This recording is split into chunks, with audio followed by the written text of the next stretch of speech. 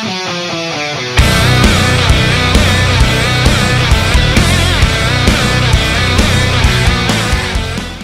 Evil Within 2 is the sequel to the 2014 sleeper hit, The Evil Within. The Evil Within 2 once again focuses on the main character from the first game, Sebastian Castellanos. He is recruited by Julie Kidman, a member of this secret organization called Mobius, to go into STEM, into the city called Union, and rescue his daughter. The city of Union is full of these nightmarish monsters and these sadistic villains that you, as Sebastian, has to come across and face. Now, to be completely honest with you, I knew nothing about this first game, The Evil Within. I went into it very blind. I had no idea what to expect. It was a very psychological horror type of game while also touching on aspects of torture porn, and the very first level of that game really terrified me. I didn't know what I was in for. It was a very nerve-wracking, unsettling, disturbing, very sadistic game, but a really good game that really made me appreciate horror as much as I do with horror movies. The moment you enter the nightmarish world in that game and you run away from the guy with the chainsaw and you feel like he's going to cut you up at any second, that really scares you. But with the first game, I found its story really convoluted and the character Sebastian really bland as hell. Now, if you ask me which of these two games I prefer, I really do prefer The Evil Within 2. I think there's a more streamlined story in here. I think they covered the basics of what the first game really did.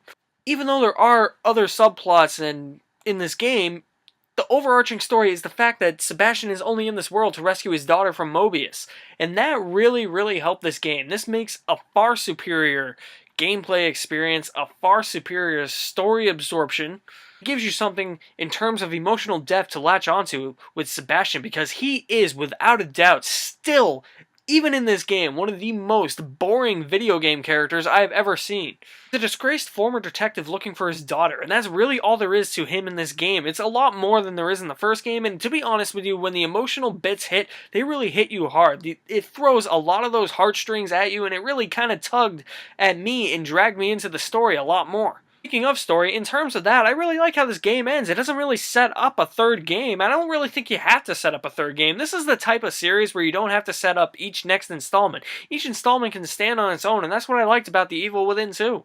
But at the same time, I feel like it's just The Evil Within and The Evil Within 2, and that's it.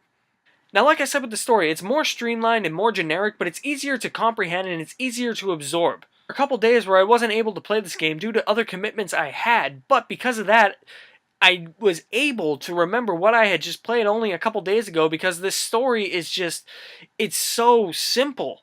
And I feel like in the first game, if I had done that, I would have been lost trying to play this game if this was the first game and you had the plot of the first game. Complaints with the first game was the aspect ratio. It was filmed in like the widescreen aspect ratio that you've seen in a lot of widescreen movies, and that kind of hindered the game experience for me. Although it was cool, I was just like, this wasn't really needed. This game is really filmed in full screen, and what I think is actually pretty cool though, and I'm kind of curious to go back and replay the game because of this, is that when you finish the game, you unlock the ability to play this game in that same aspect ratio. So I'm kind of curious to see what that's going to be like with this game.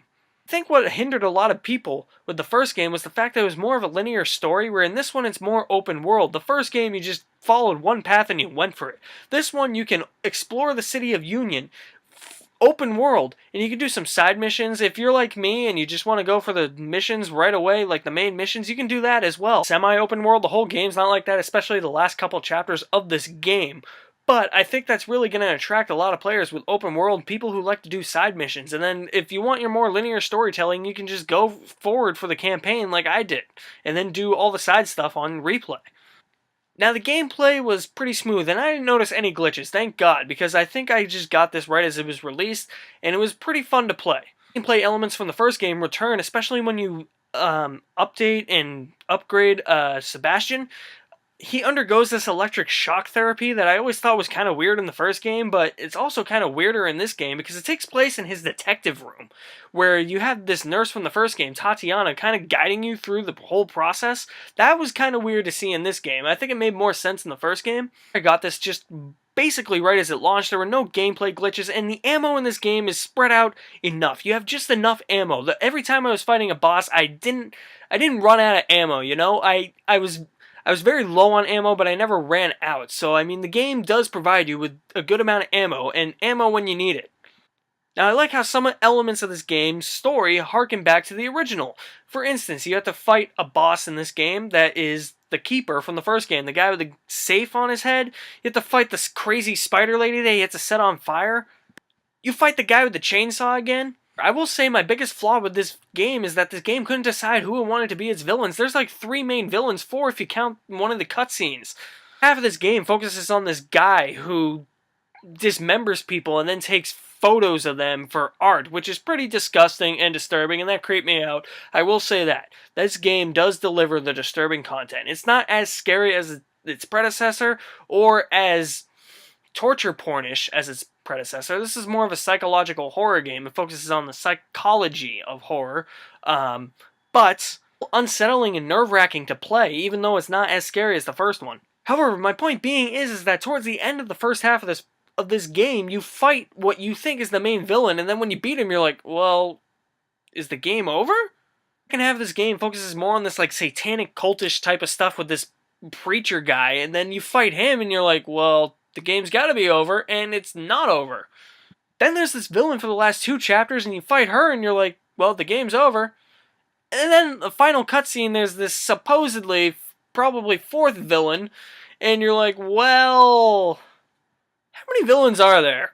Game focused so much and shifted so much from villain to villain that it really couldn't focus on who it wanted to be its main antagonist. The problem I had with this game is that this game tries to be bigger, not better. Instance of this is an example at the beginning of this game. I think it's the first chapter. There's this like monster that has like, it's like this probably 10-foot tall monster with a bunch of severed heads on it and a bunch of buzzsaws, and you have to run away from it. And it's spinning its buzzsaws, and I'm just like, this isn't as nerve-wracking or as investing as the guy with the chainsaw that you had to run away from in the first game. However, I still feel in that aspect, this game is still superior to the first game, even though Sebastian is still a boring as hell character. There are a lot more characters I could relate to in this game as opposed to the first game. Though there is some aspects of that torture porn genre in horror, I'm glad that they toned that down and focused more on the psychological horror aspects that I feel like the first game should have probably focused on, and the story is a lot more straightforward, it's a lot more organic, it's a lot more streamlined. Even it could be even considered generic, but it's got a big emotional crux to it. The gameplay was really smooth, no glitches I came upon. I actually do think that there are bosses in this game, and when you're fighting the bosses, you kind of feel like you're not challenged enough. There's one boss with a flamethrower, and I think I had a machine gun at the time, and I kept just shooting him with my assault rifle. I shot him probably about like 40 times, and he still didn't go down. Like, I'm like, I get you're a zombie, but it's like, I don't think you're that infected. And he kept lighting me on fire, and I kept dying, and I was like, this is kind of cheap. It didn't hinder the game experience for me. That actually made it more fun, and actually made me think more strategically while I was playing the game. This is a far superior game to its predecessor. I would give the first one probably like a 7.5 or an 8 out of 10. I am going to give The Evil Within 2 a 9 out of 10. Letter grades for movies, number grades for video games. Makes a lot more sense. Guys, have you played The Evil Within or The Evil Within 2? Have you played both games, to be honest? And do you want a third Evil Within game? I want some feedback. Drop me a comment in the comment section below. Like me on Facebook, follow me on Twitter, you're on YouTube. Subscribe at the end of this video. Check out some past reviews I have done of previous movies and maybe some video games. You might find some in there. I will have reviews of, I don't know about the Murder on the Orient Express this week.